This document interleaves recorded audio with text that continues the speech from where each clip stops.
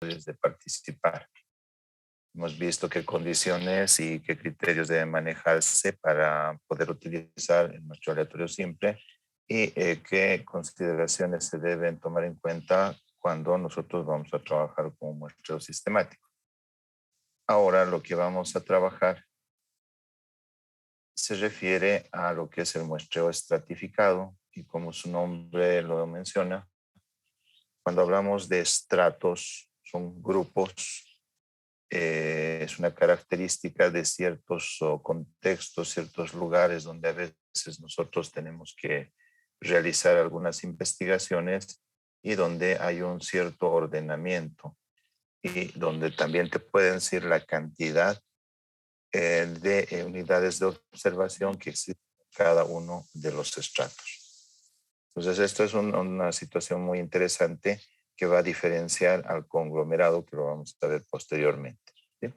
En un muestreo estratificado, dice en algunas ocasiones, la población que se desea estudiar está compuesta por subgrupos, están bien definidos y que pueden ser identificados con anticipación al proceso de selección de la muestra.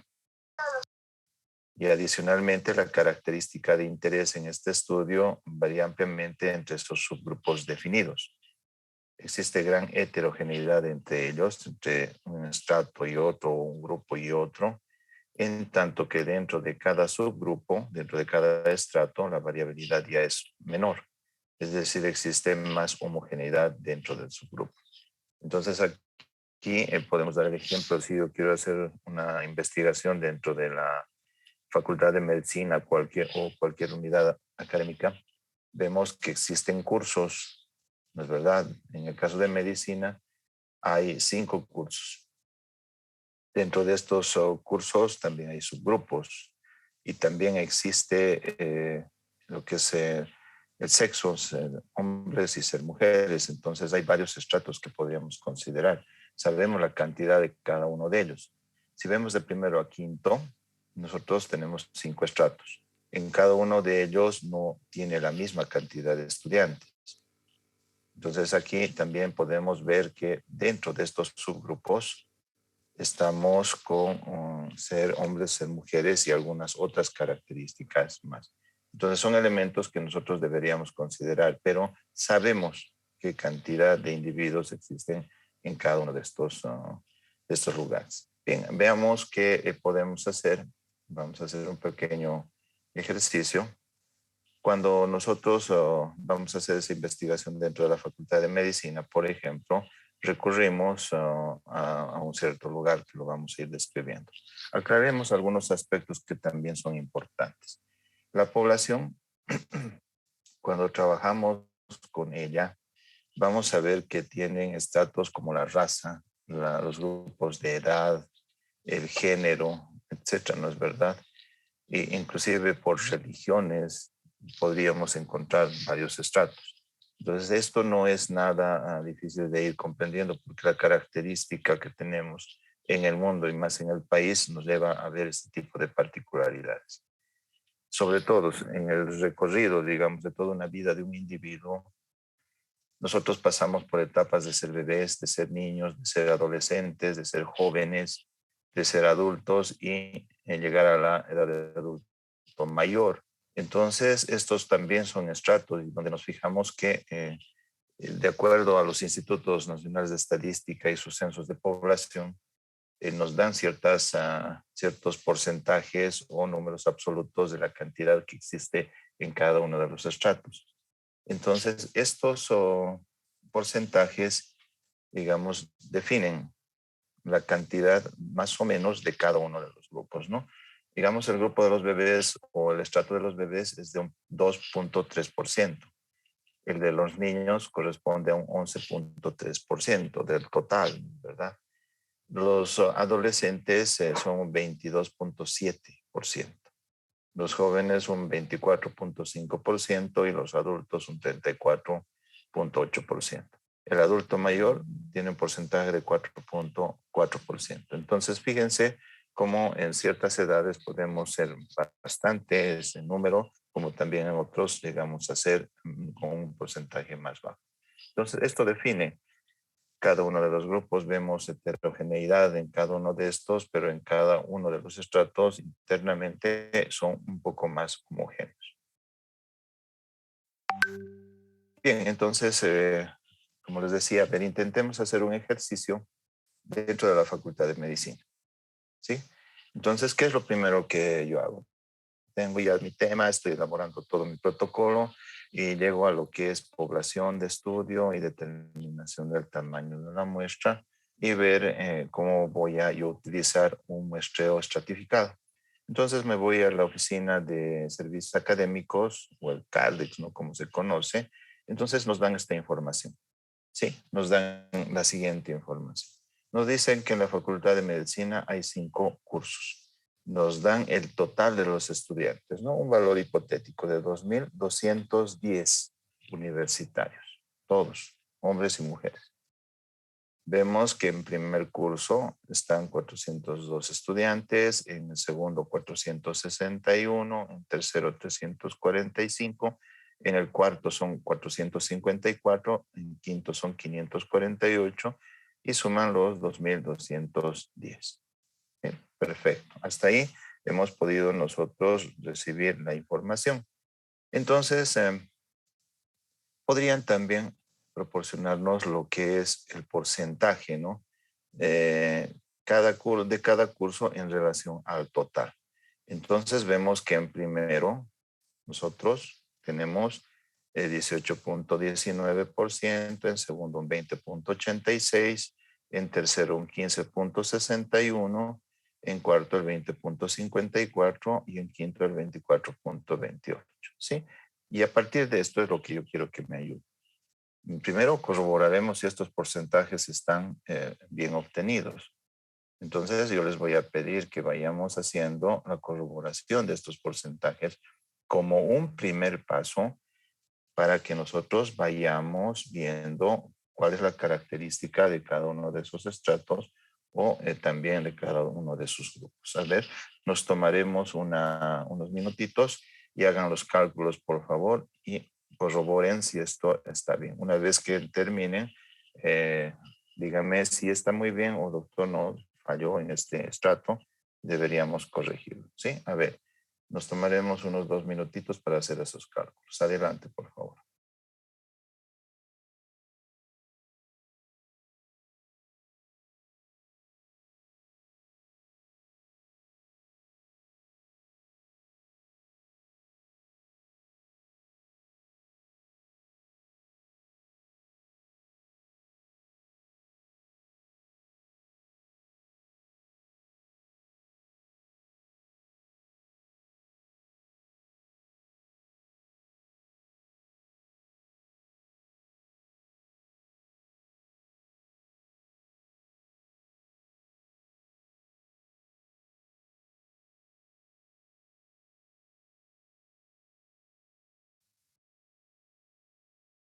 Entonces, este ejercicio es una regla simple y ahí podemos ver que el 2.210 es el 100% y 402 universitarios de primer curso, ¿cuánto nos dará en un porcentaje?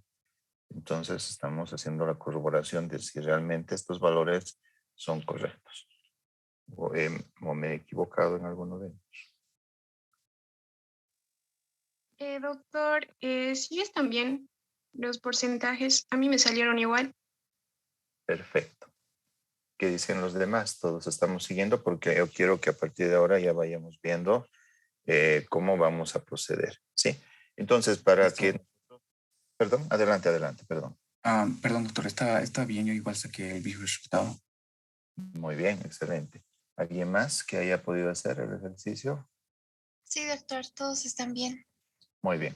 Todos suman 100. No se va para arriba ni para abajo. Sí, doctor. Muy bien. Bien, les decía entonces que la oficina de Cardex nos podría proporcionar solamente esta característica con números absolutos y el total. O podría darnos también los porcentajes y el total, a través del cual nosotros podríamos inferir la cantidad de estudiantes, ¿no? Es muy sencillo ese tema.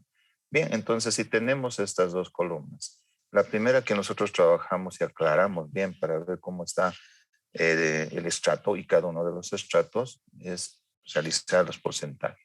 Y ahí vemos lo que decía el concepto, ¿no? Cada estrato es heterogéneo, Entonces, cantidades diferentes, ¿no? En proporción estamos viendo que aportan al 100% de una manera diferente. Bien, entonces nos vamos a apoyar en esta información para trabajar los estratos. Entonces, queremos hacer, digamos, algún tipo de investigación, vamos a determinar algún tipo de situación. Entonces, obtenemos el tamaño de la muestra.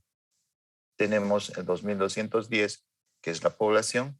Hacemos un cálculo utilizando la fórmula de población conocida y nos sale 328 universitarios, ¿sí? Pero en total, de los 2210 yo necesito 328.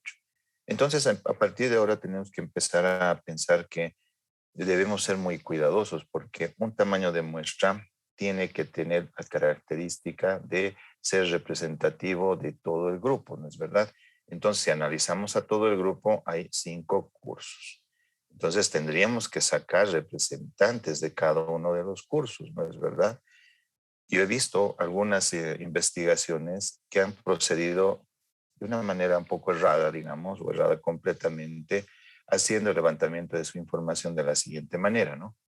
Hicieron la determinación del tamaño de la muestra, perfecto. Entonces tomaron sus instrumentos de recolección de información y se fueron a parar a la puerta de la facultad y comenzaron a encuestar hasta llenar las 328.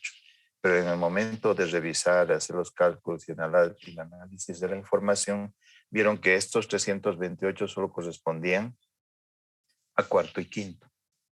Entonces no estabas primero, segundo, tercero, no había representatividad.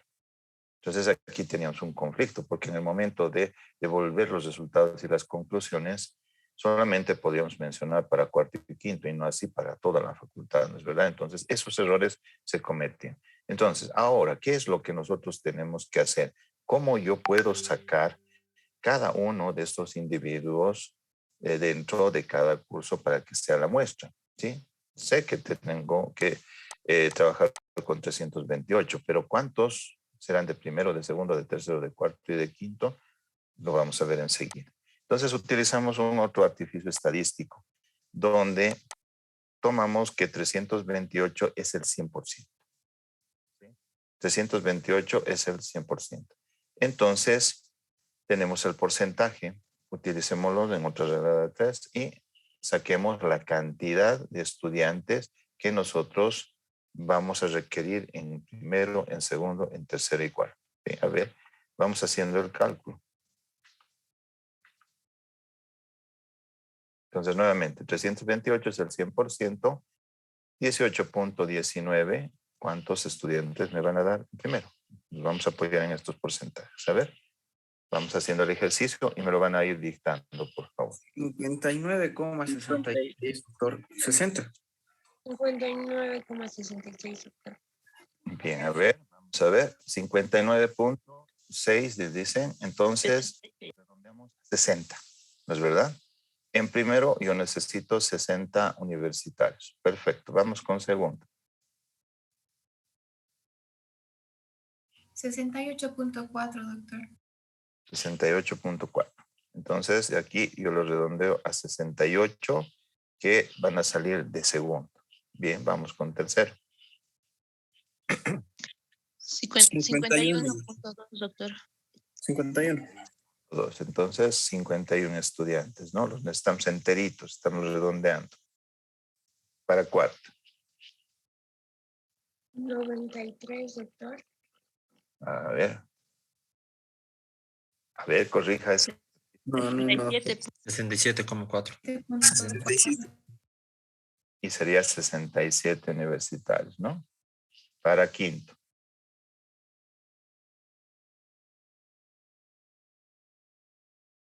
81.3. 81.3, doctor. 81.3, entonces redondeamos a 81. ¿Sí?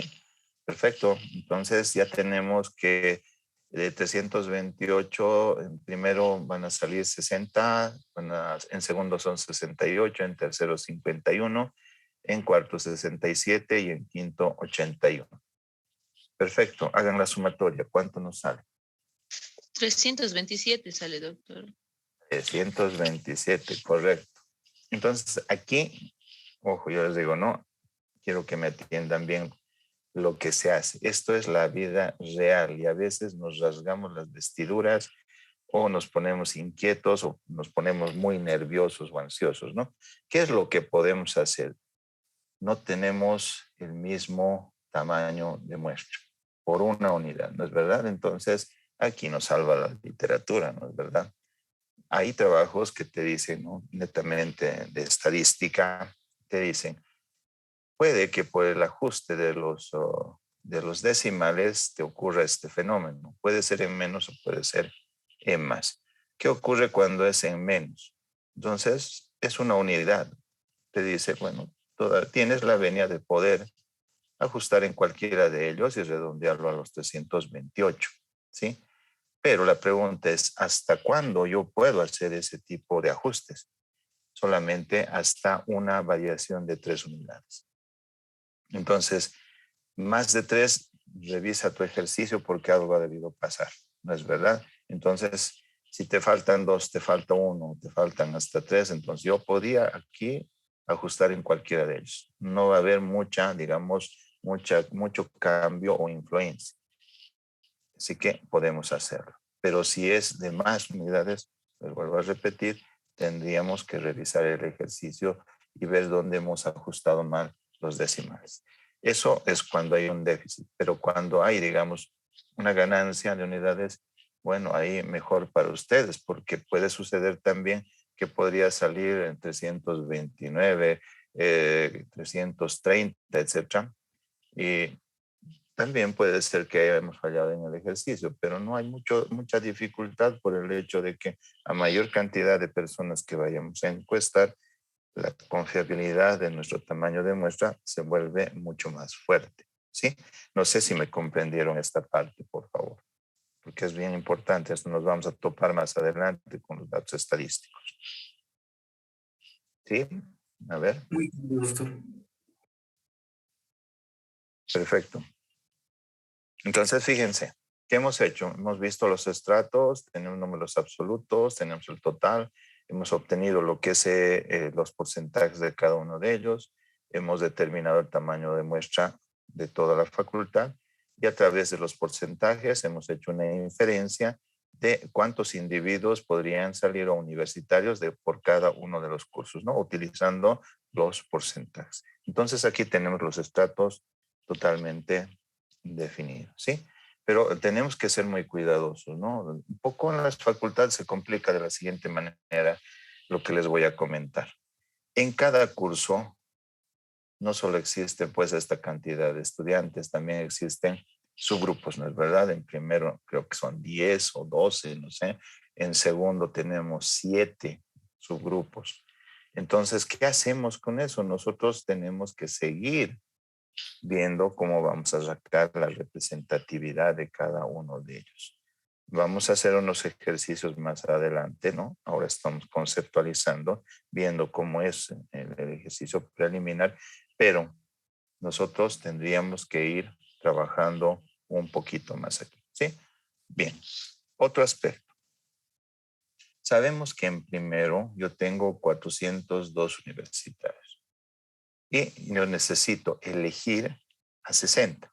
Entonces, la pregunta es, ¿qué tipo de muestreo yo puedo utilizar? ¿Cuál se les ocurre? Hemos llevado hasta ahora a 2, ¿no? Uno es el muestreo aleatorio simple y el otro es el sistemático. ¿Cuál de los dos utilizarían ustedes? El muestreo aleatorio simple, doctor. Ya, esa es una opinión. Me parece muy bien. ¿Quién opina diferente o quién opina igual? Adelante. Yo necesito que ustedes se expresen aquí para que veamos por ciertos criterios por cuál vamos a decidir, ¿sí? También pienso aleatorio simple, doctor, porque todos tienen el mismo derecho a participar, todos somos estudiantes. Perfecto. ¿Alguien más que quiera vertir su opinión? Doctor, tal vez también porque la población es pequeña, no es arriba de 150. ¿Qué estamos llamando población? ¿A 402 o a 60? A 60, doctor. 60 es la muestra.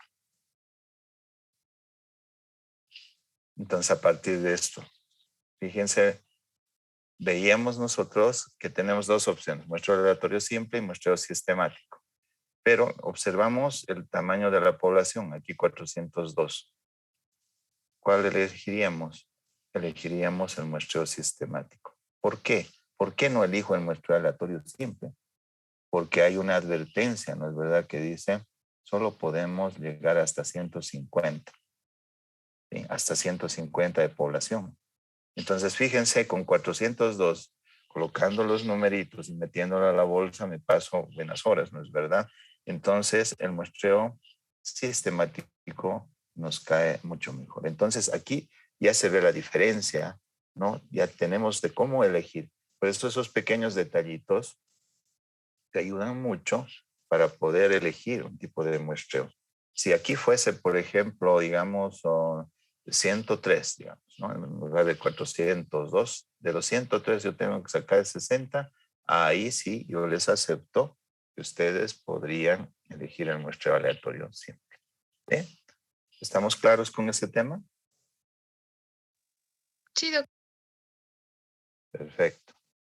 Entonces, a veces esos detalles pesan mucho, ¿no? Cuando dicen, ¿por qué sí y por qué no? Entonces, a veces la literatura ya no te lo menciona, pero yo tengo la obligación de contárselo a cada uno de ustedes. Entonces, a partir de esto, ¿qué voy a hacer? Un muestreo sistemático. ¿Y cómo procedo? Es dividir lo que es el tamaño de la población con la muestra y a partir de eso voy a sacar. ¿No es verdad? Pero les vuelvo a decir, aquí tenemos una complicación que la vamos a ver más adelante. ¿Por qué? Porque tenemos subgrupos y cada uno de esos subgrupos tiene una cantidad de estudiantes, entre 50 y 60 estudiantes, ¿no es verdad? Entonces ahí tenemos que ir analizando un poquito mejor. Elevar y realizar todo un muestreo grande de esto lleva casi una semana, les digo, por el hecho de que tenemos que ser muy finos. Este tipo de ejercicios los hemos hecho para el tema de la reacreditación, acreditación y reacreditación. Entonces nos hemos encargado de poder hacer cada uno de esos datos e inclusive llegar por cada subgrupo y buscar en lo que es el marco muestra las listas y encontrar a cada uno de los universitarios y buscarlos en una primera instancia, ¿no? Para que se les pueda aplicar un test y puedan ellos responder en cuanto a lo que eran, ¿no? Las características de lo que es el trabajo de la Facultad de Medicina. Bien, entonces, este es un muestreo estratificado. Un poco grande, un poco global. Vamos a verlo ya en detalle un poquito más adelante, ¿sí? Muy bien. Entonces, no nos olvidemos, cuando hablamos de un muestreo estratificado, están divididos en grupos. Cada grupo sabemos que existe una cantidad de unidades de observación.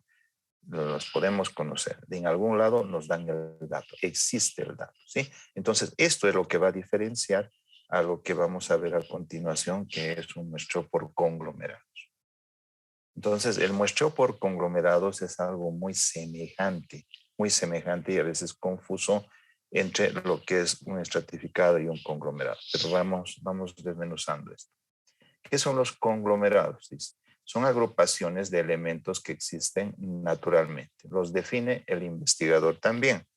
Entonces, dependiendo de cómo va a trabajar. Puede ser por razones económicas, los estratos socioeconómicos o conglomerados también en ciertas regiones. Temas biológicos, sociales. El hogar es el conglomerado que más se utiliza. Un curso de estudiantes de algún colegio también podría ser, pero más juega para un estratificado. Una empresa, un municipio o una ciudad. Vamos a ver los ejemplos cuando veamos municipio, ciudad. Entonces, cuando se selecciona la técnica de conglomerados como método para obtener una muestra, dice, se debe cumplir ciertas reglas como las siguientes.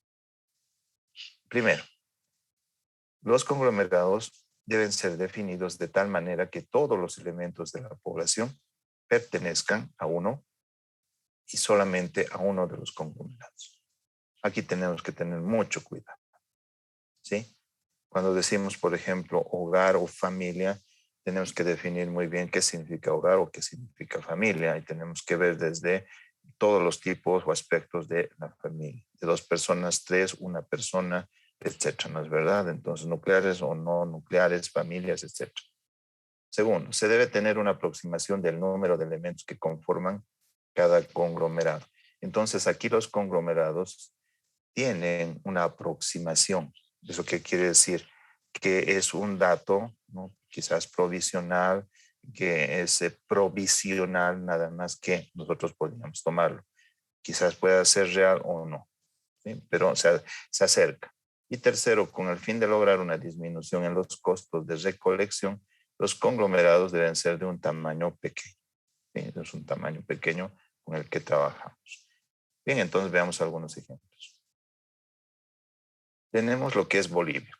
El Instituto Nacional de Estadística, cuando hace el censo de población y vivienda, ya nos define exactamente por departamentos la cantidad de individuos que hay, de la misma manera por departamentos y por municipios, ¿no es verdad? Entonces, por ejemplo, si nosotros trabajamos con la provincia Oropesa dentro del departamento de Chuquisaca, ahí tenemos lo que es Sucre y lo que es Poroma también, ¿no es verdad? Entonces, son 2 municipios que sí tienen hasta municipio la cantidad de individuos. Entonces, esto debe ser de una manera, tratado de una manera muy cuidadosa, ¿sí? A ver, permítanme, por favor.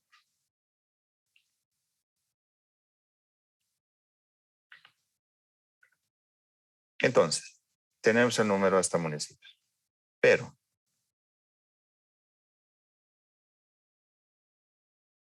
cuando entramos a lo que es el municipio de Sucre, ya vemos que está distribuido en distritos. Y a partir de esto comienza a diluirse un poco, porque la información y la cantidad de personas o individuos por distrito es un poco más difícil. Comienzan a hablar de familias, de familias. Podrían hablar de manzanos o barrios, pero saben que a veces si nosotros tomamos una casa, no vive solo una familia, sino pueden vivir 20 familias. Ese es el gran problema. Entonces, ya comienzan los distritos a trabajar con lo que es conglomerados. Y más aún si yo empiezo a tomar lo que son barrios definidos o manzanos de una zona determinada, ¿no es verdad? Nosotros ahí estamos ya viendo que debemos utilizar, por ejemplo, o el hogar o la familia como un conglomerado que podría ser muy útil para poder hacer algún trabajo de investigación. En las comunidades, por ejemplo, cuando ya bajamos a comunidades, ahí solamente dicen la cantidad más o menos 200 familias.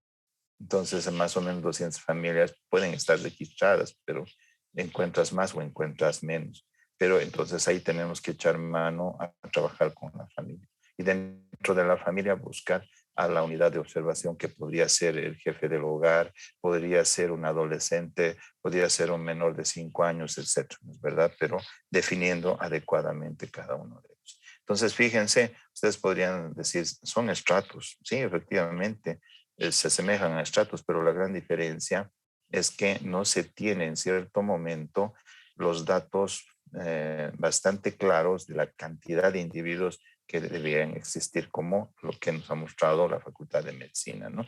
Entonces son situaciones un poco diferentes. Cuando vamos a ciertas áreas, es preferible que trabajemos con conglomerados, ¿sí? Esto lo van a afinar mucho más cuando ustedes estén en cuarto también. Bien, entonces dentro de lo que es uno de los muestreos probabilísticos, el muestreo polietápico, es un muestreo que tiene varias fases, varias etapas, ¿no? Y es en el contexto real, como dicen en la vida real, frecuentemente se van combinando diferentes tipos de muestreo. Y esto minimiza costos o también maximiza los resultados. Nos da muy buenas respuestas cuando trabajamos con un polietápico. Entonces, este procedimiento consiste en la extracción de muestras cada vez menores obtenidas de muestras más grandes y en etapas sucesivas, ¿no? Hasta tener representatividad de las unidades de población que se desean investigar.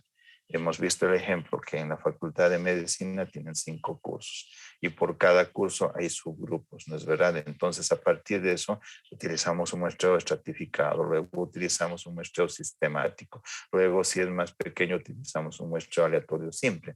Como son varias fases o etapas, estamos viendo que se trata de un muestreo polietápico, ¿sí? Entonces, a considerar, por favor, para que ustedes estén muy claros cuando vayan a elegir y por las características que tiene su población de estudio, ustedes elijan el tipo de muestreo que van a trabajar, ¿sí? Entonces, ahí a tomar en cuenta, por favor. No sé si hasta aquí tienen alguna consulta. Sería que puedan ustedes activar sus micrófonos. Adelante, por favor.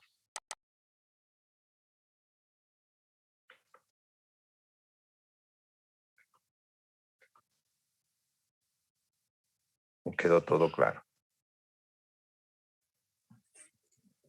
Todo claro, doctor. Gracias, Rubén, muy amable.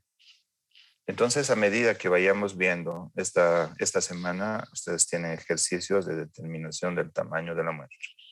La siguiente semana van a tener ya tamaño de la muestra más tipos de muestreo. Entonces, ahí ustedes van a ir dándose cuenta.